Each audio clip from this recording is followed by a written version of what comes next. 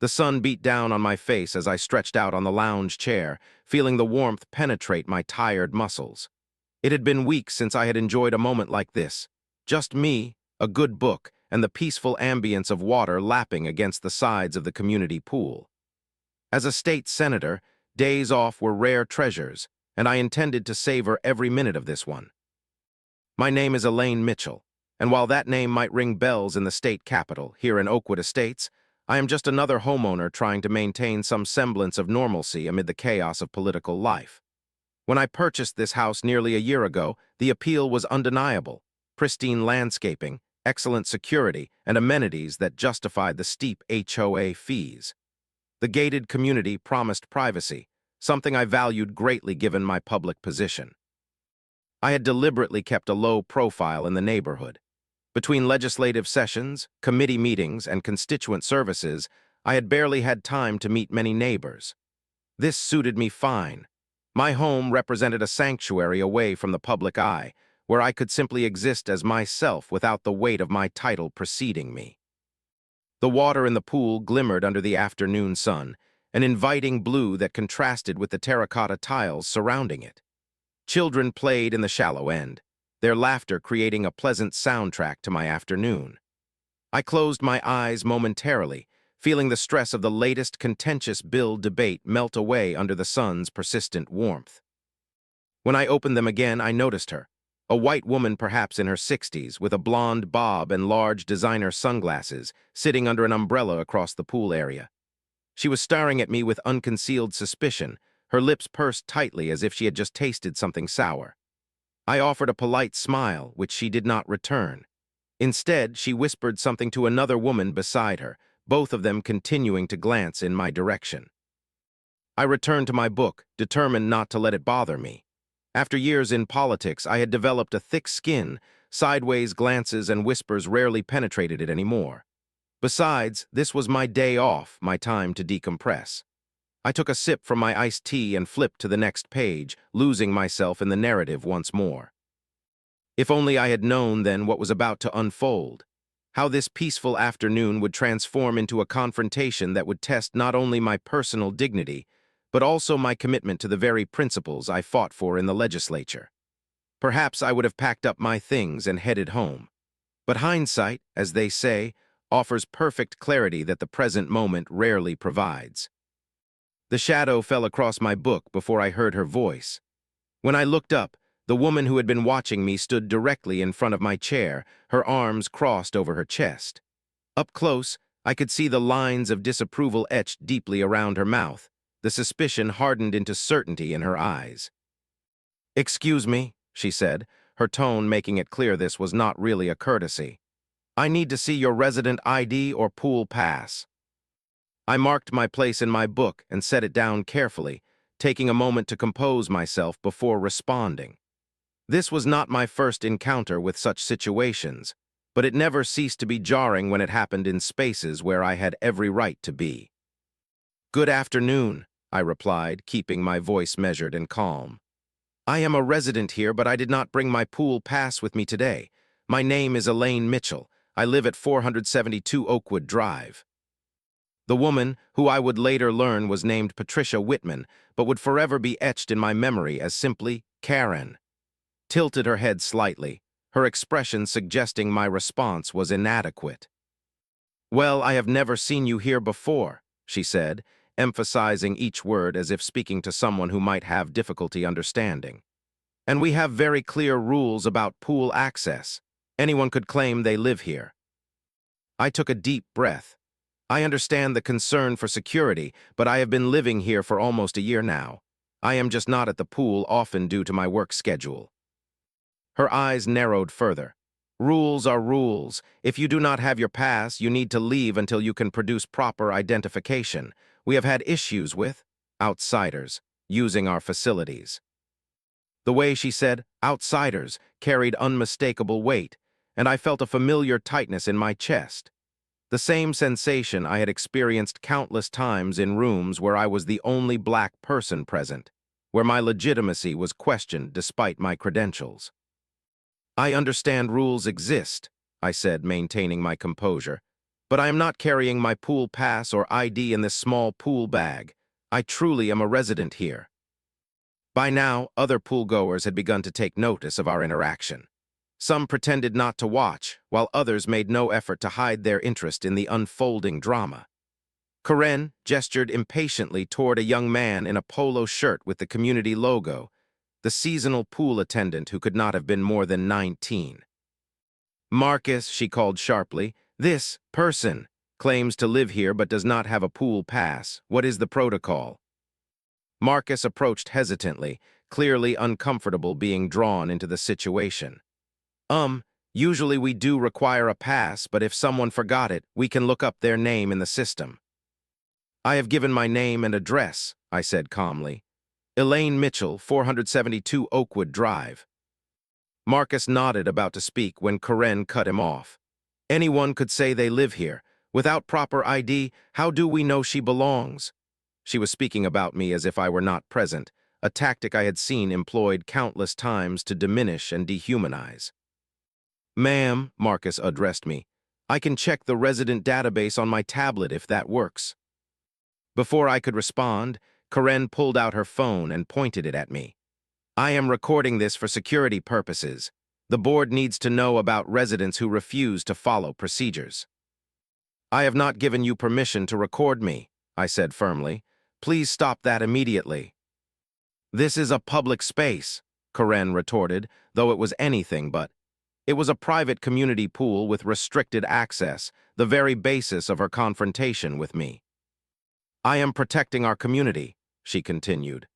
"We have standards here at Oakwood Estates, and all residents understand the importance of maintaining those standards." The implication was clear in her tone, in the way her eyes swept over me, in the performative nature of her concern. This was not about a pool pass. This was about who she believed belonged in this space and who did not. I had dealt with similar situations throughout my career, learning when to assert my title and when to stand my ground as simply a citizen with rights. This moment called for the latter approach. "I have declined to be recorded and have provided my information," I stated clearly. "I would appreciate it if you would allow me to enjoy the rest of my afternoon in peace." Karen's face flushed with indignation. "If you do not have proper identification, you need to leave. These are the rules everyone follows." Her voice had risen, carrying across the pool area. "Marcus, if she will not comply, we need to take further action." Marcus shifted uncomfortably. "Maybe we could just—" "No," Karen interrupted, her finger jabbing in my direction. "If she will not follow the rules like everyone else, then she leaves, period." I remained seated, my hands calmly folded in my lap. "I understand your concern for security, but I live here and have every right to be here. I have provided my name and address, which can be verified." Karen's expression hardened as she realized I was not going to be intimidated into leaving. With a theatrical flourish, she stepped back and raised her phone again, not to record me this time, but to make a call. "Hello, police? Yes, I need to report an unauthorized person who is refusing to leave our community pool." She turned slightly away from me, but spoke loudly enough to ensure I heard every word. "Yes, there is a black woman here who cannot produce identification and will not leave when asked. She is trespassing on private property." As she continued to give the police dispatcher a detailed description of me, emphasizing my race repeatedly, as if it were the most relevant piece of information, I felt a familiar mixture of anger, exhaustion, and resolve settle over me. What should have been a peaceful afternoon had now become yet another battlefield in a war I had been fighting my entire career. I remained seated, maintaining my dignity, already mentally shifting from relaxation mode to the strategic thinking that had served me well in navigating both personal indignities and legislative challenges. Little did Karen know that her performance was about to meet an unexpected reality check.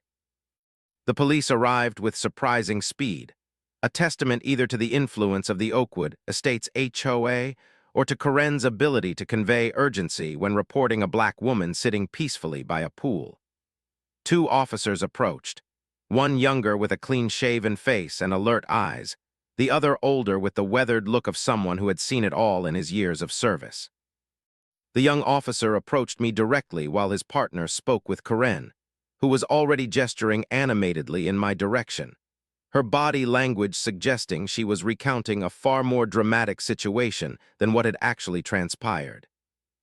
In that moment, I faced a choice many Black Americans confront regularly: whether to immediately identify myself by my title and position to avoid potential escalation, or to handle the situation as any citizen should be able to without special treatment. The weight of this decision, one that my white colleagues rarely faced, was not lost on me. I was acutely aware of the eyes watching us from around the pool area, residents pretending to read or swim while sneaking glances, children noticing the sudden tension in the air. How I responded would not only impact my afternoon, but potentially send a message about power, dignity, and rights that these onlookers would take away from the encounter. "Good afternoon, officer," I said, my voice steady and calm. "My name is Elaine Mitchell. I live at 472 Oakwood Drive in this community. I am here enjoying the pool on my day off, and this woman has taken issue with the fact that I did not bring my pool pass with me today." The young officer nodded, his expression professionally neutral. "Thank you, ma'am. Could I please see some form of identification?" "I do not have my ID with me as I only brought essentials for swimming," I explained. "However, you can verify my residency. My name is State Senator Elaine Mitchell." As soon as the words left my mouth, I saw the recognition flash across the officer's face. His posture subtly shifted, not deferential exactly, but certainly more attentive. "Senator Mitchell," he confirmed quietly, his eyes widening slightly. I nodded once. "Yes, officer." He glanced over his shoulder at his partner, who was still listening to Karen's increasingly theatrical account of events. "Jones," he called to his partner, "could you come over here a moment?" The older officer excused himself from Karen, whose narrative was interrupted mid-sentence, and walked over to join us. The younger officer leaned in and spoke quietly, though I could still hear him. "This is State Senator Mitchell. She lives in this community." The change in the older officer's demeanor was immediate and pronounced. His back straightened, and he removed his sunglasses, revealing eyes that now showed concern rather than suspicion. "Senator Mitchell," he said, his tone respectful, "I apologize for the disturbance. There seems to have been a misunderstanding here." Karen stood several feet away, watching this exchange with growing confusion. Her certainty had clearly been predicated on the assumption that the police would unquestioningly support her position. Now, seeing their respectful interactions with me, doubt began to creep across her features. "No apology necessary, officer," I replied. "You are simply responding to a call. I appreciate your professionalism." As the officers continued to speak with me, my phone rang from inside my pool bag. Normally, I would let it go to voicemail during my time off, but given the situation, I checked the screen. It was my chief of staff, likely calling about the emergency session scheduled for the following week. "Excuse me, officers, I need to take this call," I said, then answered the phone. "Yes, James, what is it?" I listened for a moment. "Yes, I have reviewed the amendments to the housing discrimination bill. Tell Senator Kirkland I support the changes but want to strengthen the enforcement provisions.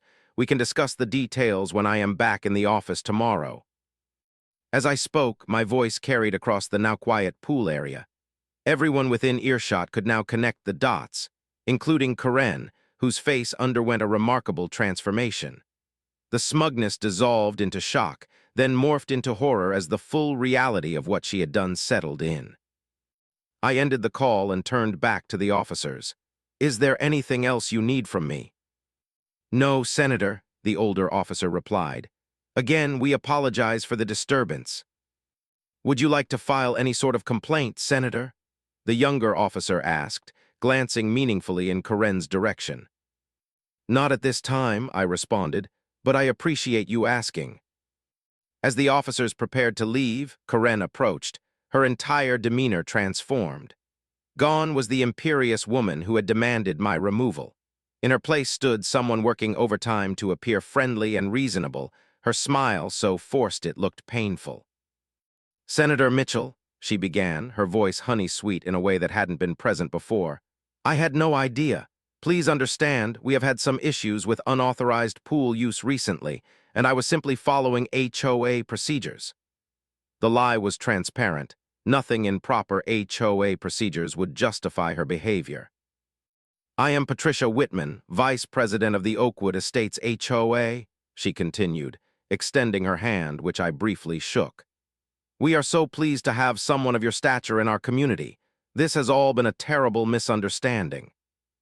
I nodded politely but said nothing, allowing the uncomfortable silence to stretch between us.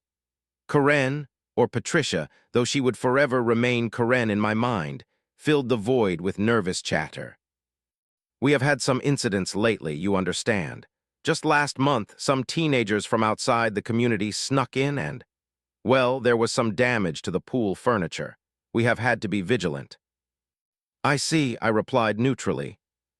"If I had known who you were," she began, then seemingly realized how that sounded and quickly course-corrected. "That is to say, I should have handled this differently. We pride ourselves on being a welcoming community." Around us, other residents were watching with undisguised interest, some filming discreetly on their phones. The narrative was shifting before their eyes, from a confrontation with an unauthorized pool user to the HOA vice president having called the police on a state senator. "Perhaps we could start fresh," Karen suggested, her voice rising slightly in desperation. "Let me properly welcome you to Oakwood Estates. We could schedule a little gathering, introduce you to the board members and some neighbors." "That would not be necessary," I replied coolly. "I have been living here for nearly a year now." "A year?" Her surprise seemed genuine, highlighting how little attention she had paid to me until deciding I did not belong. "Well, we should still properly welcome you. Better late than never." The officers, who had lingered nearby, now excused themselves, clearly eager to distance themselves from the awkward situation. Karen continued her attempts at damage control, but I maintained a polite distance, neither antagonizing her nor providing the absolution she clearly sought. "I appreciate your concern for the community's security," I said finally, effectively ending the conversation. "If you will excuse me, I would like to return to my book." Karen retreated, her face flushed with embarrassment, while I reclaimed my lounge chair. But the peace of the afternoon had been irreparably disturbed. As I pretended to read, my mind was already working, connecting this incident to the broader issues I dealt with in my legislative work. What had happened to me was not isolated. It was a manifestation of the very problems I had been fighting to address through policy. The difference was that I had the position and resources to respond effectively. Many others did not. And that reality demanded action, not just for my personal vindication, but for systemic change that would protect everyone in similar situations.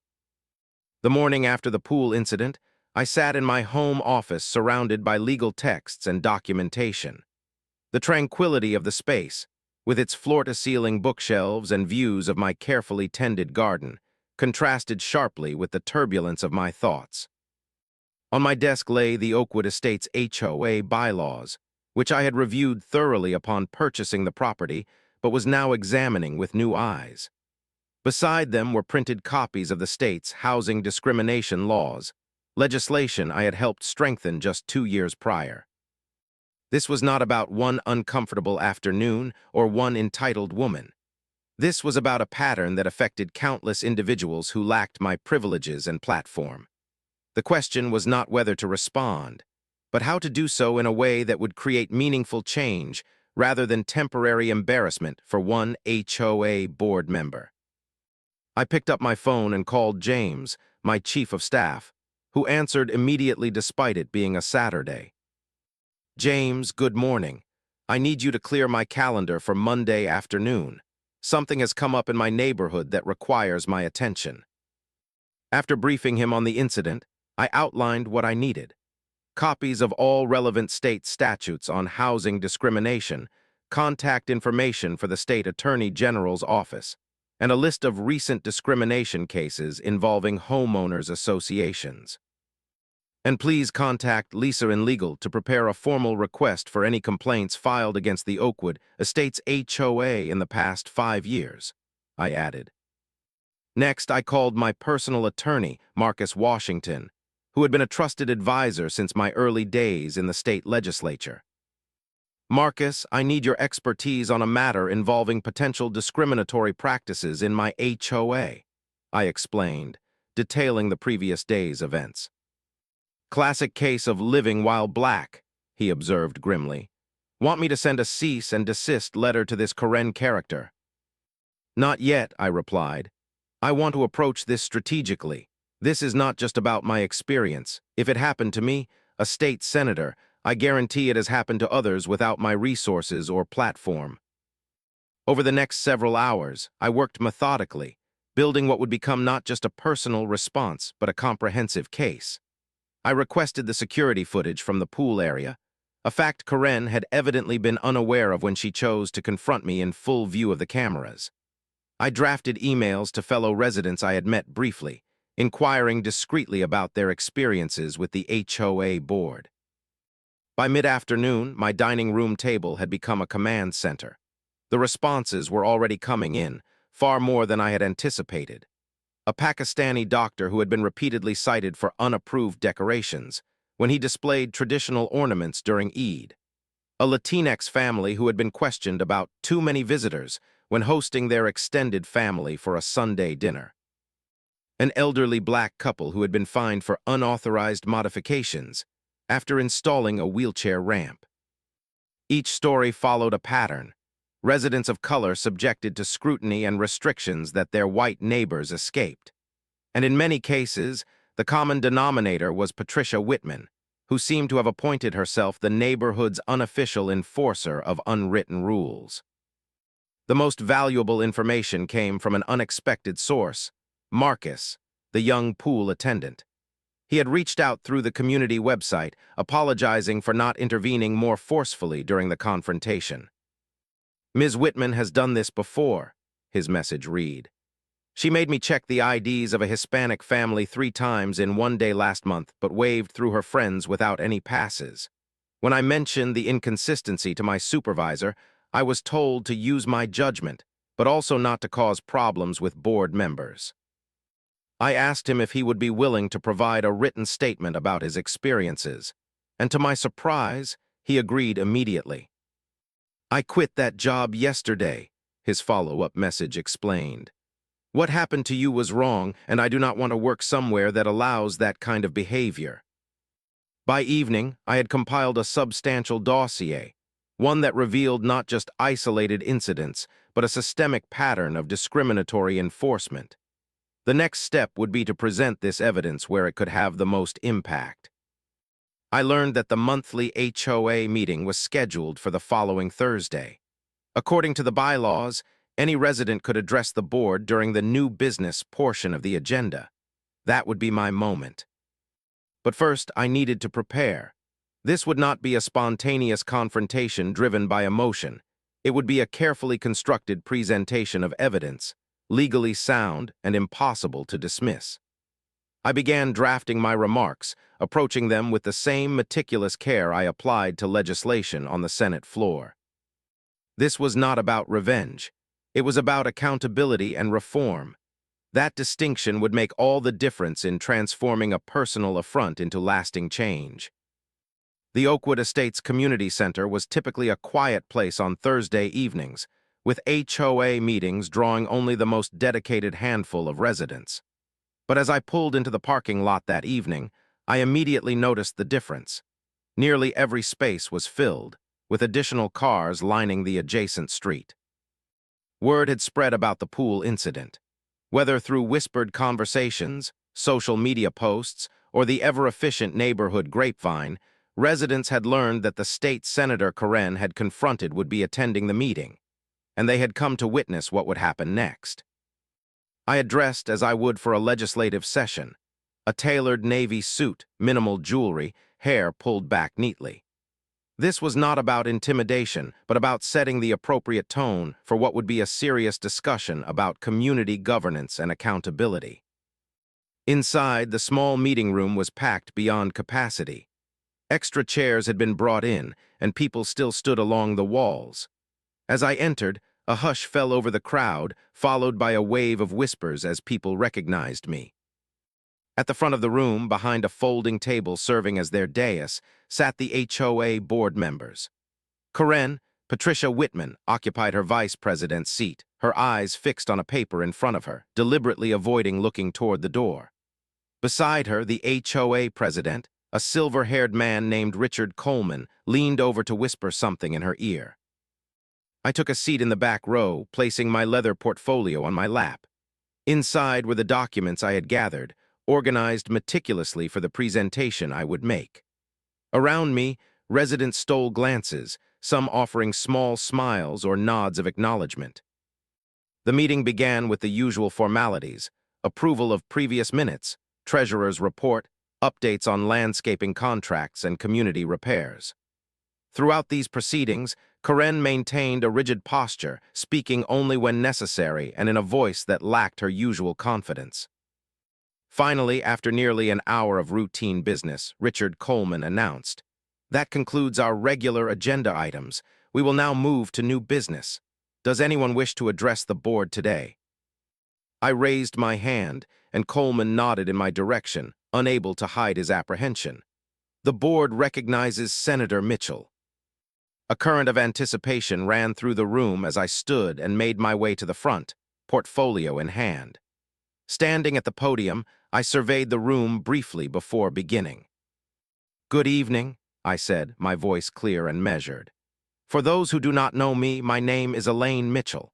I have been a resident of Oakwood Estates for nearly a year, and I also serve as a state senator for this district." I paused briefly, allowing this introduction to settle in the room. "I come before you tonight not in my capacity as a senator, but as a homeowner who experienced something troubling in our community, something that I have reason to believe is not an isolated incident, but rather part of a pattern that requires our collective attention." With deliberate calm, I recounted the events at the pool, my tone factual rather than accusatory. I described Karen's approach, her dismissal of my stated identity, her recording without consent, and ultimately her call to the police with specific emphasis on my race. "What concerns me most," I continued, "is not just my own experience, though it was certainly unpleasant. What concerns me is the evidence suggesting this is part of a larger pattern of selective enforcement and discrimination within our community." From my portfolio, I withdrew the first set of documents, printed emails and written statements from other residents. In preparation for this meeting, I reached out to fellow homeowners about their experiences with HOA rule enforcement. The responses were illuminating. I have here statements from 12 separate households describing incidents where they believe they were subjected to differential treatment based on their race, ethnicity, or national origin. I read excerpts from several accounts, each one detailing how residents of color had been questioned, cited, or fined for activities that white residents engaged in without consequence. With each example, I noticed Karen shrinking further into her chair, while the other board members exchanged concerned glances. "Additionally," I continued, "I have obtained security footage from the pool area on the day in question, which clearly shows that several residents entered without displaying pool passes in the hours before my arrival. Yet I was the only one approached and ultimately reported to the police." Richard Coleman cleared his throat nervously. "Senator Mitchell, we appreciate your concerns, but isolated incidents do not necessarily indicate." "With respect, Mr. Coleman," I interjected firmly, 12 separate accounts plus documented video evidence does not constitute isolated incidents. And there is more." I removed another document from my portfolio, a printed copy of the state's housing discrimination statutes, with relevant sections highlighted. As some of you may know, I helped author the amendments to our state's Fair Housing Act 2 years ago, which explicitly extended anti-discrimination protections to the enforcement of homeowners association rules and regulations. Under these provisions, selective enforcement based on race, color, national origin, or other protected characteristics is explicitly prohibited. The room had grown so quiet you could hear the hum of the fluorescent lights overhead. I have also submitted a formal request to the Attorney General's office for an investigation into patterns of discriminatory enforcement within the Oakwood Estates HOA, I continued. This request includes the evidence I have gathered as well as a recommendation for a broader review of HOA practices throughout the state. Karen finally spoke up, her voice strained. Senator Mitchell, I believe there has been a misunderstanding. As I tried to explain at the pool, I was simply following procedures.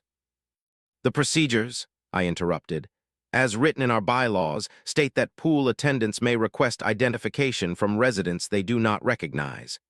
They do not authorize board members to selectively confront some residents while ignoring others, to record residents without consent, or to call police without first attempting to verify residency through the community database. Is that not correct, Ms. Whitman? Before she could respond, I removed the final document from my portfolio. In light of these concerns, I have drafted proposed amendments to our HOA bylaws for the board's consideration. These amendments would require all board members to undergo anti-discrimination training, establish a formal and transparent process for residents to file complaints about selective enforcement, and create accountability measures for board members who engage in discriminatory behavior. I handed copies to each board member. I believe these changes would benefit our entire community by ensuring that our rules are enforced fairly and consistently for all residents, regardless of their background. As I spoke these words, something remarkable began to happen. Around the room, residents began to stand up one by one to share their own experiences. I was cited for having too many potted plants when my white neighbor has twice as many, said an elderly Asian woman near the front. My son and his black friends were questioned by Ms. Whitman about whether they lived here while they were playing basketball, but the white kids are never asked, added a man by the window. I was told my music was too loud during a family gathering, but when I complained about the noise from the Wilsons' party the week before, nothing was done, said a Hispanic woman in the back. One by one, residents gave voice to frustrations they had harbored silently for too long. Some spoke with anger, others with sadness, but all with the unmistakable relief of finally being heard. Karen attempted to interject several times, but each time she was met with more voices, more stories that directly contradicted her claims of following procedures.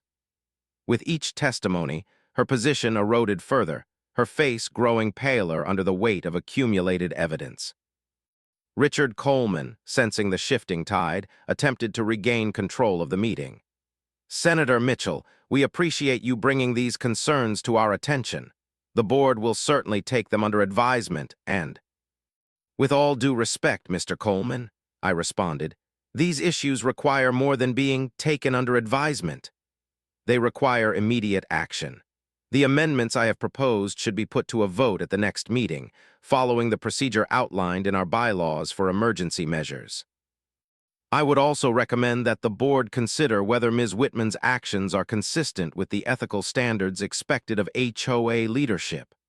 I added, my gaze steady, as I addressed the board directly. The implication was clear, and it hung in the air like a thundercloud.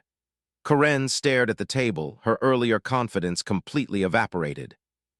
Richard Coleman looked around the room, reading the unmistakable sentiment of the assembled residents.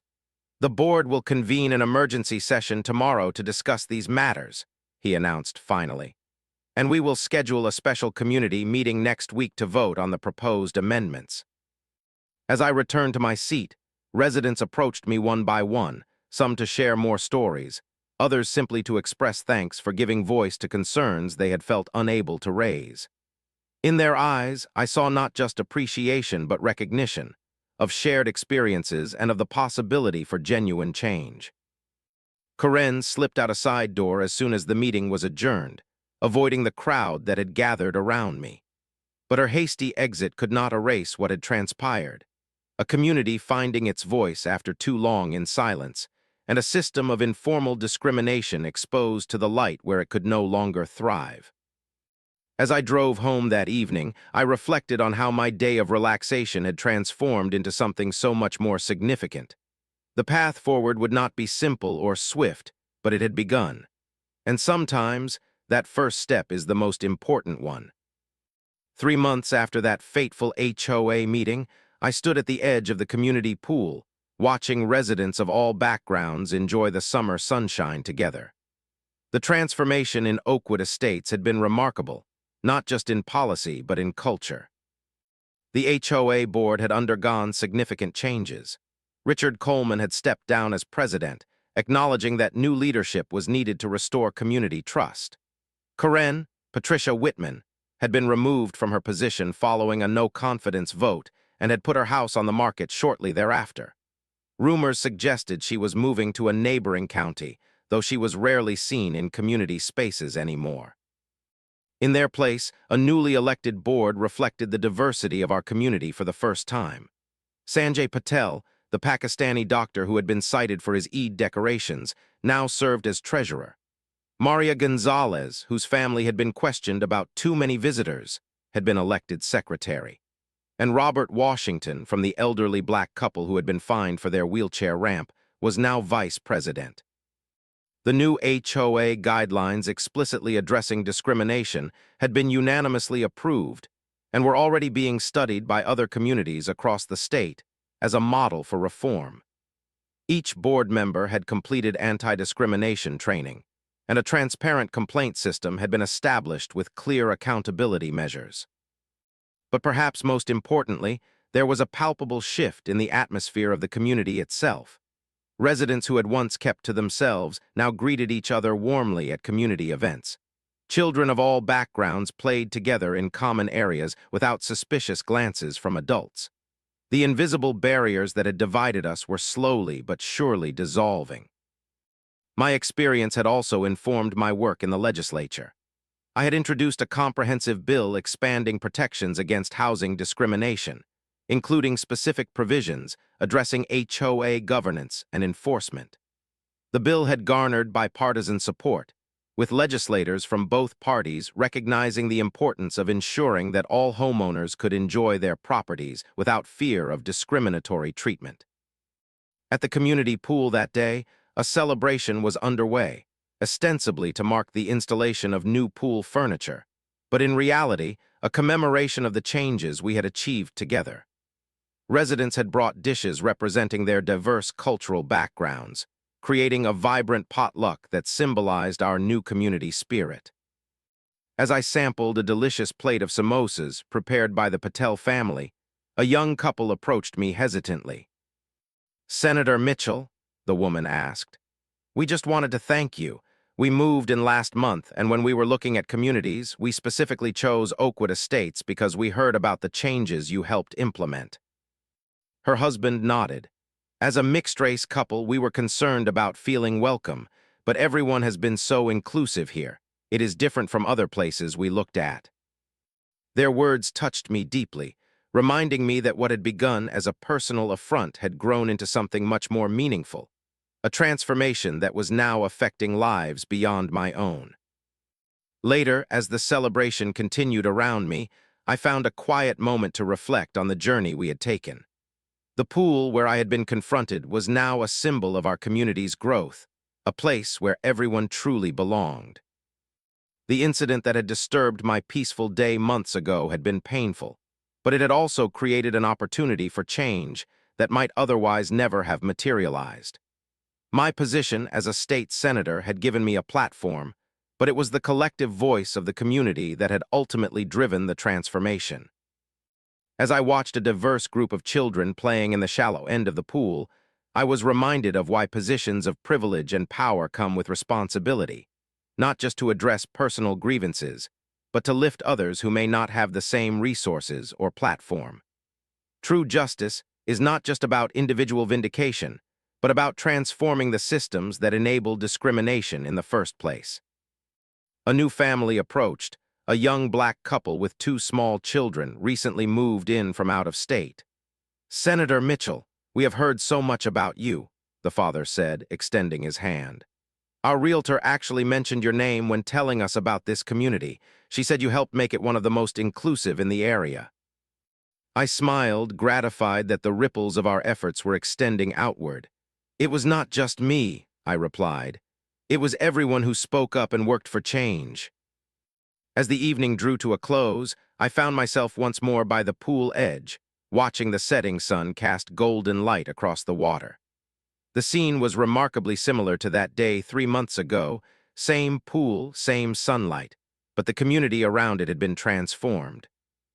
Sometimes, I reflected, the most powerful response to discrimination is not just confronting individual acts, but building something better in their place. The pool was once again a place of peace for me, but now it was something more, a symbol of a community that had learned to see and value all its members, regardless of their background. And that, I thought as I watched the diverse gathering of neighbors laughing and sharing stories.